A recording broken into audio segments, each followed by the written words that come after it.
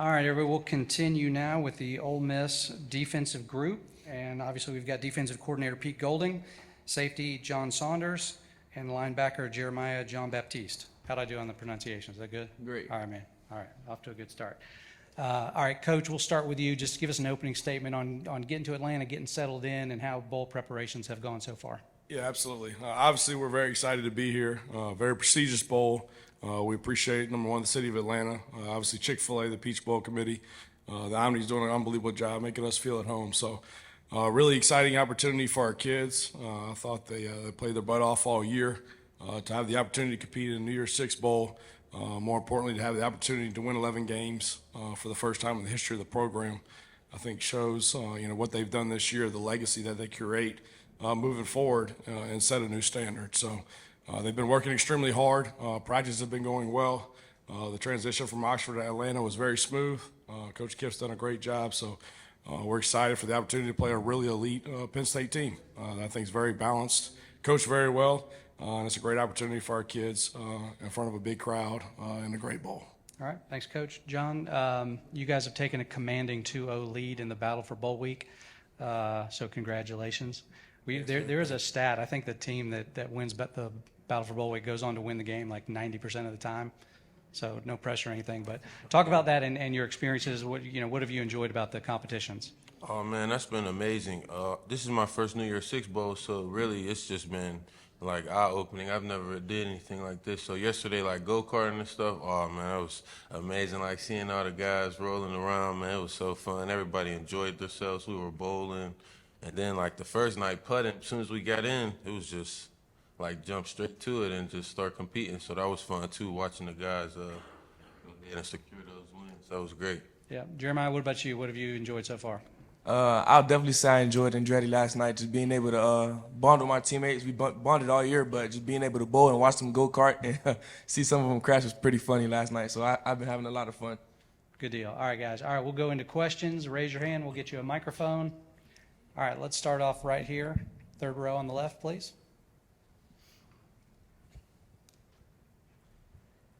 Pete, obviously, loss of Cedric, choosing to kind of focus on his next step in his career.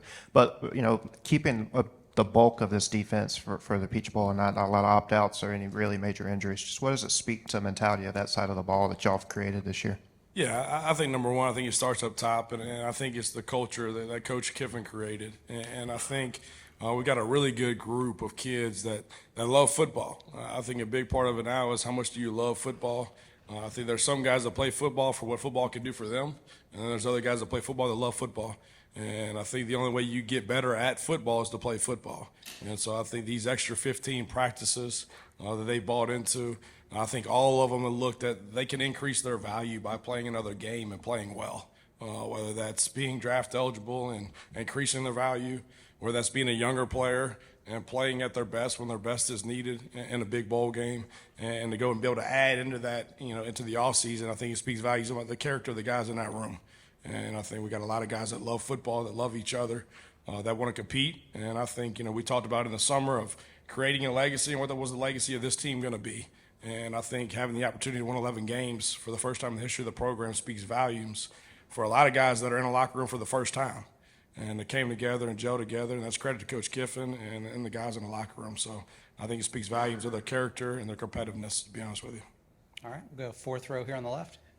Pete, I know it's a little bit down the line, but you guys have gotten a lot of big-time commits in the transfer portal, a really big-time recruiting class as well. I guess what is your philosophy when it comes to balancing high-level transfers and traditional high school recruiting in team building? Yeah, I mean, I think we're in a unique time in college football, to be honest with you, and I think now it's more as building teams and programs, and don't take that the wrong way, just because the transition happens so fast, and developmental players that you used to take that be able to add bulk and size and strength.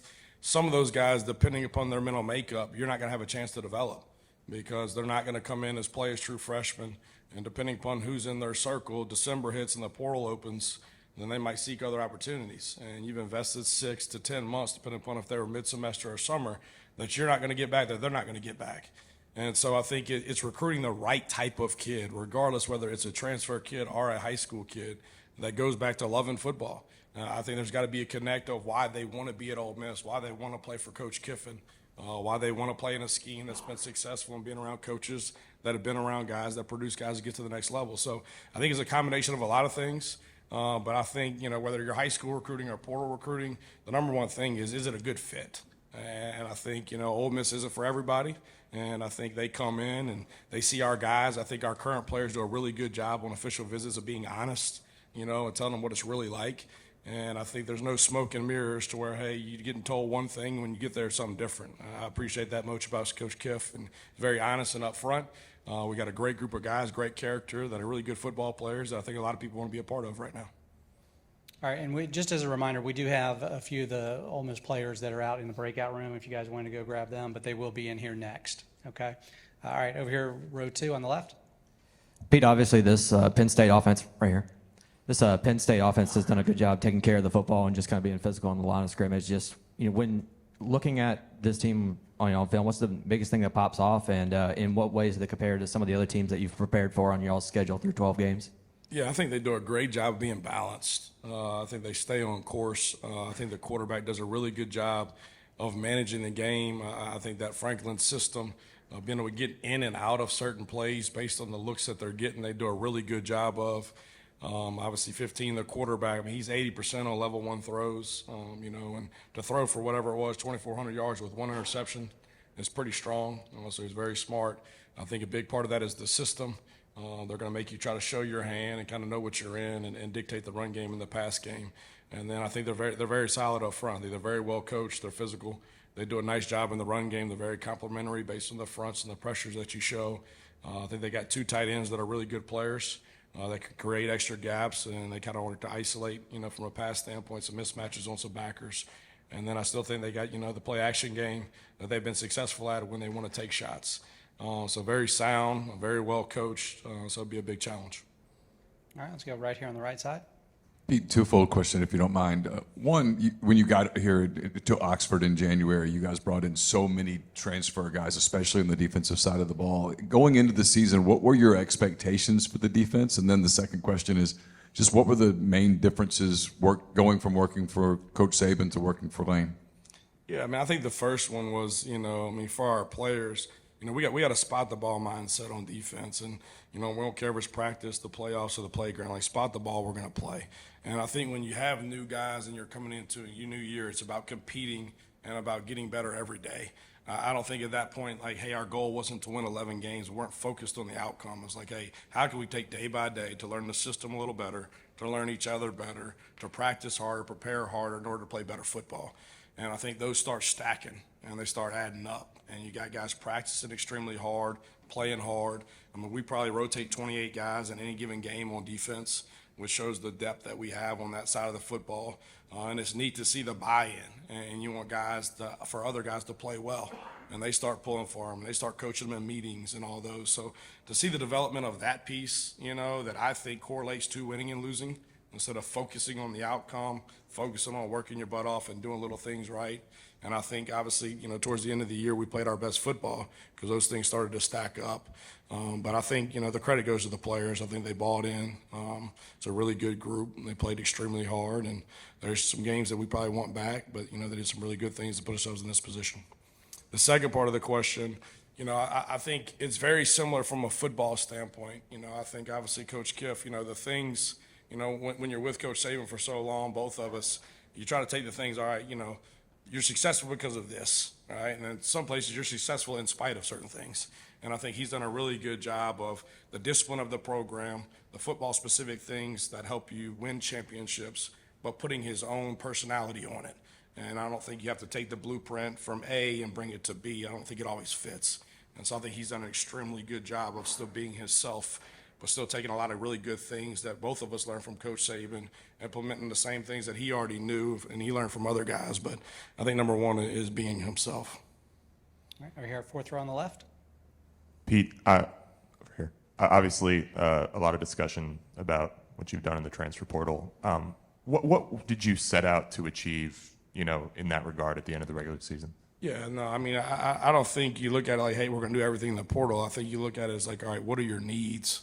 I think that's ever changing now, right? It used to be you knew, hey, who were seniors, who were draft eligible guys, right? That you had to replace certain number per position. You had initials where that's over, So I think your pool is bigger than it's ever been because you just don't know who you're going to have and who you're not going to have. But I think your program starts to recruit itself. And number one, I think winning football games is big. I think now the platform that you have on social media and all that, I think Coach Kiff does a really good job of. And all these guys can increase their brand by playing under Coach Kiffin and playing for Ole Miss, which I think is big. But I think more importantly than all that, I think you have guys like these two guys sitting up here. It's their first season. They're a New Year's Six bowl game. They're at a press conference, and it's two transfers. It's the first season. So the opportunity to go somewhere, to be able to compete immediately, to be productive where you're at, to be able to produce, to increase your value, I think once guys see guys doing that and making an immediate impact, they want part of that.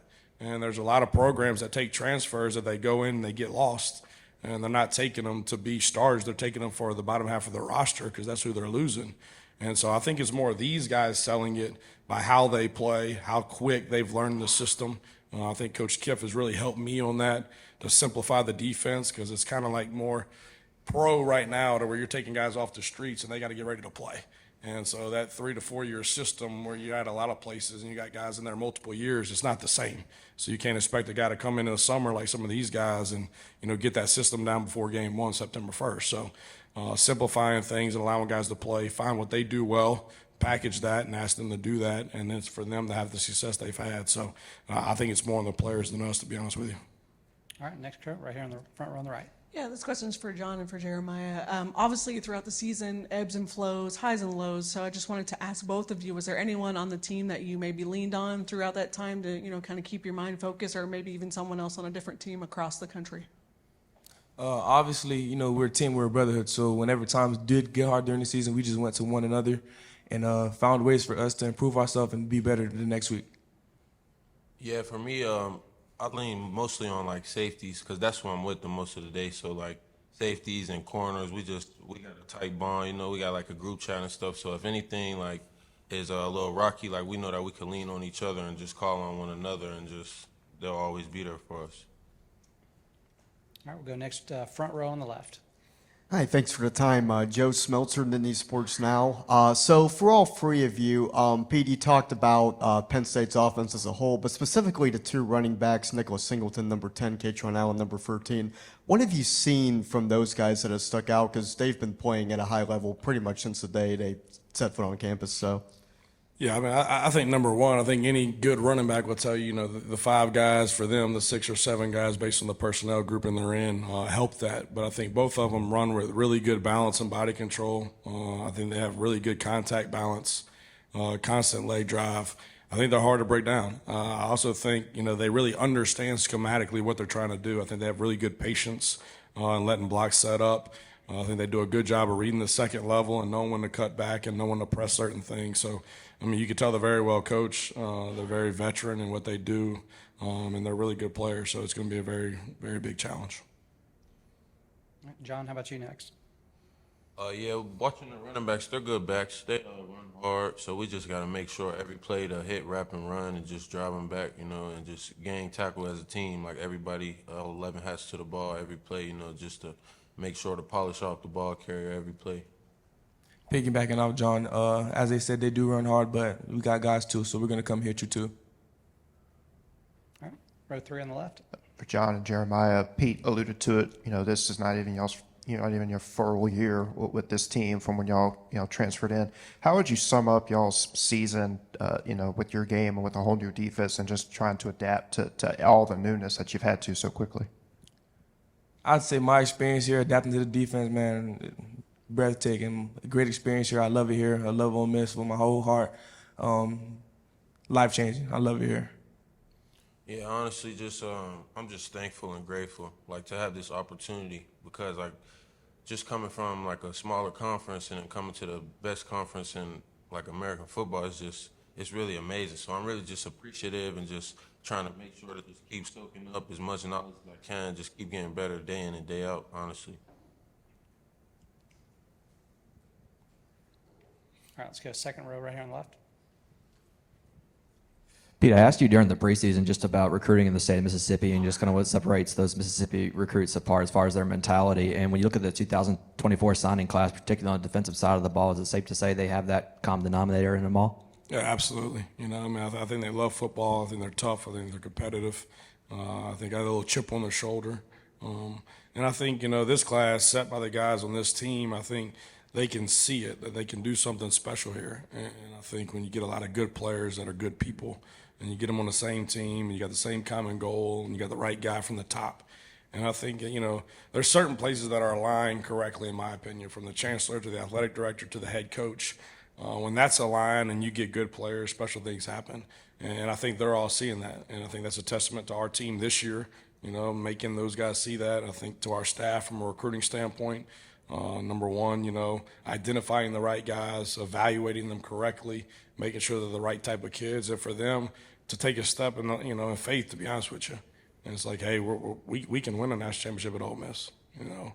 And I think Coach Kiff has set the precedent, like the best players in Mississippi are going to stay and play at Ole Miss. So I think that was the emphasis, and I think for the most part we got that done. All right, over here, row 4 on the left.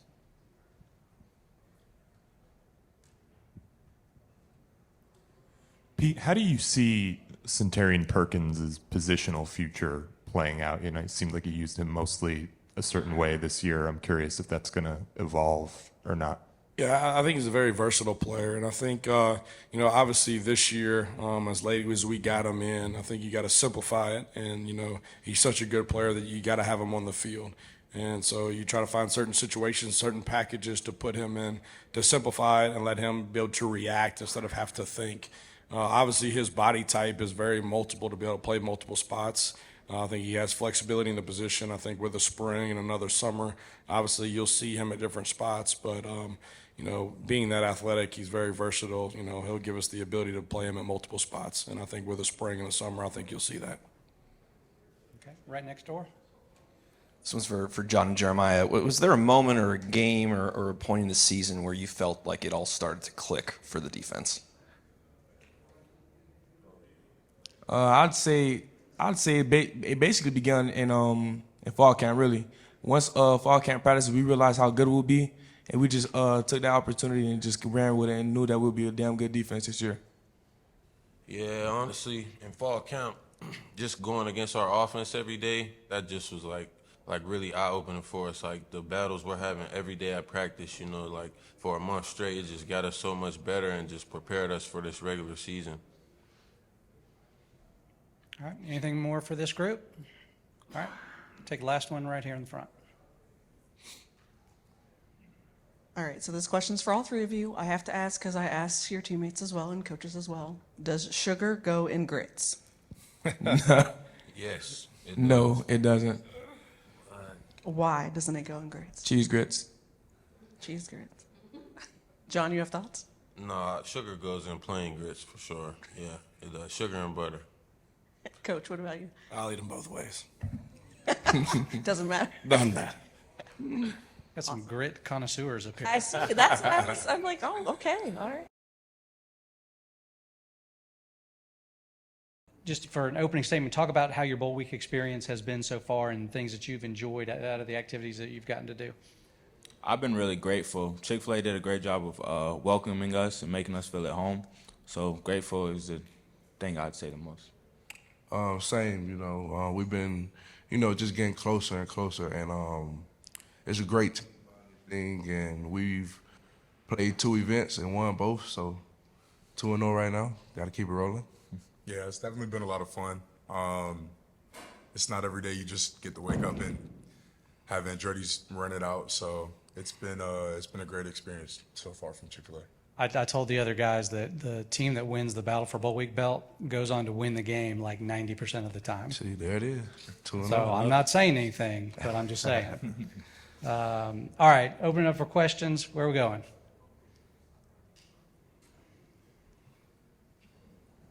This question's for Trey. Trey, talk to me about these guys next to you. What have you seen from them throughout the season that gives you confidence when they play next to you? I love playing with these guys. I've seen a lot of growth from game one to this game, but their toughness from play to play, and they're willing to work throughout the fall camps and now to this point, it's been very admirable.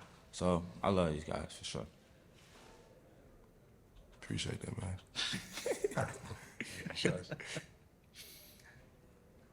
All right, where we go next? We're just going to go back and forth? All right, I'll start breaking out some stuff now. All right, which I'm going to do right now. All right, guys, talk about, obviously you guys this week, you've been doing a lot of film study, right? Looking at Penn State's offensive group. Each of you talk a little bit for your positional groups. Talk about what you see on the other side of the ball. For the O-line, they got a really good O-line. Obviously, they have a top 5 pick tackle, and I just feel like they work like synchronized swimming. Like they all on the same page. They never miss a beat, and they just one heartbeat out there. So I feel like for me and J.I., it's like a great game to put great tape, great stuff on film, and it's a great opportunity to be able to play against them.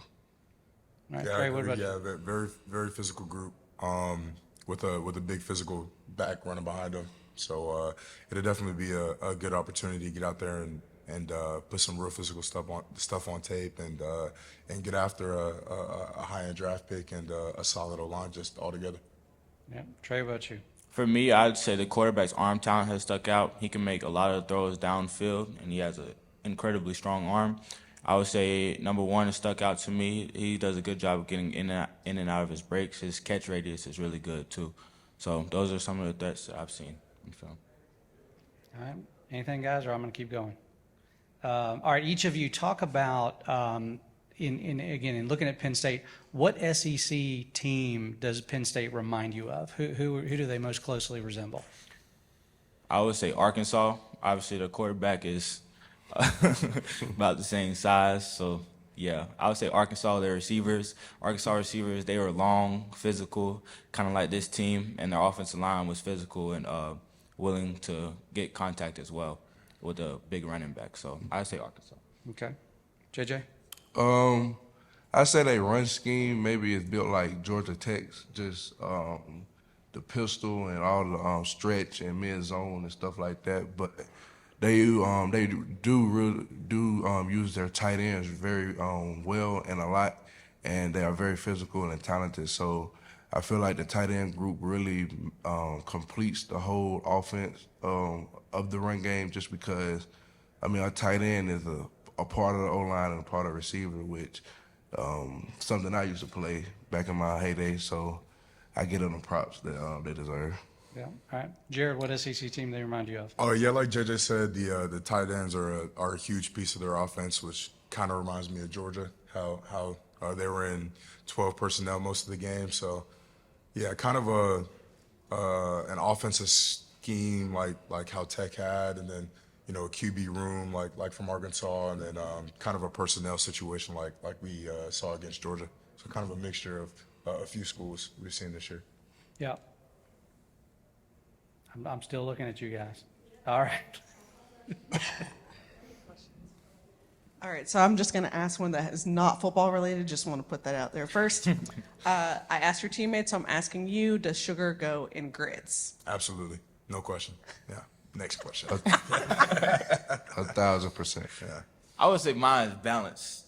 I say sometimes I eat sugar. I eat grits with eggs. So when I'm eating with eggs, I don't like sugar in my eggs. So I say sometimes. All right, hold on now. You're mixing the grits with the eggs? Yeah, it's good though. It's good though. That's only a Trey Washington. My mind has been blown. Follow-up question, is cereal soup? No. No. Are there cold soups? If you could name one cold soup, Yeah. I'd say yes. Yes, that is sweet. Like, you know what I mean? Some cereal is not sweet, but like, I just think of Fruit I Loops. can't go soup. If you can't name a cold soup for me, Gazpacho. Gazpacho is a cold soup. Is gazpacho cold? What's in that? I don't know.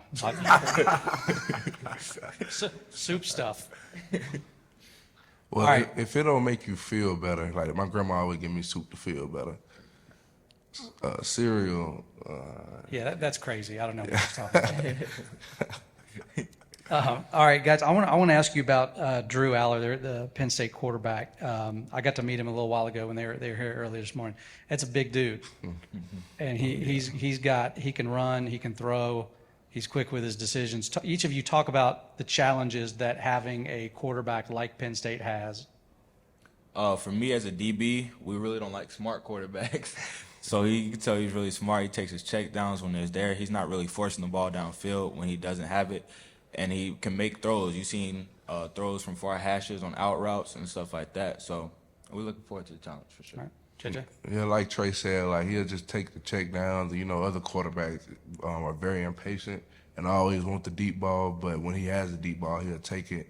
And also for us, me and J.I. just wrapping them up in the backfield and just bringing them down. Like, I mean, I guess Arkansas was a great game that we really put that on film and was able to just make Arkansas one-dimensional and just by us stopping the run and just being able to rush the quarterback. So I say maybe just wrapping them up and just bringing our feet with them as we bring them down. Absolutely. He's also not a trade back runner, but he knows how to find space and get the yards when he needs to. He's a big dude, so not letting him get in the open space like that and controlling our rush lanes is very important. I think yeah, he could push the ball downfield with time. So getting after him and speeding up his clock is going to be a big part of Saturday. And yeah, just excited to get out there and get after a big time dude like him. All right, which one of you two guys is going to get to him first? Safety blitz. Pretty good. Pretty good. Pretty good. We have that on film now, so yeah, no pressure. We'll No pressure. How many sacks as a unit are we going to see on Saturday? Mr. Peavies? We might see at least 2-3 bow and arrow shot. I tend to shoot bow and arrows when I get a sack. So All right. That's a big number. yeah. All right, anything else, guys?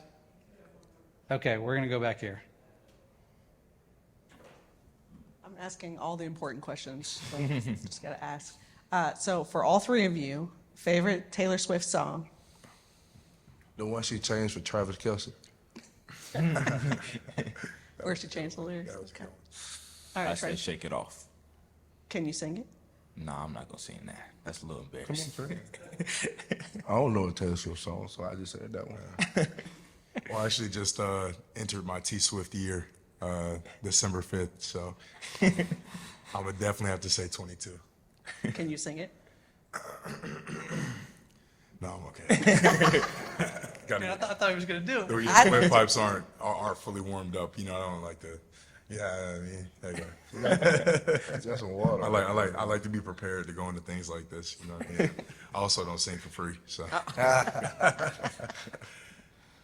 All right, Taylor, since you brought it up, I got to ask him, is the Taylor Swift, Travis Kelce thing, is that real or fake? At this point, I think it's real. Like, if she would have came to 2 games, then maybe. But he is traveling with her too, and Yeah. I think it's real. All right, I'm team real too. You team real. I got you.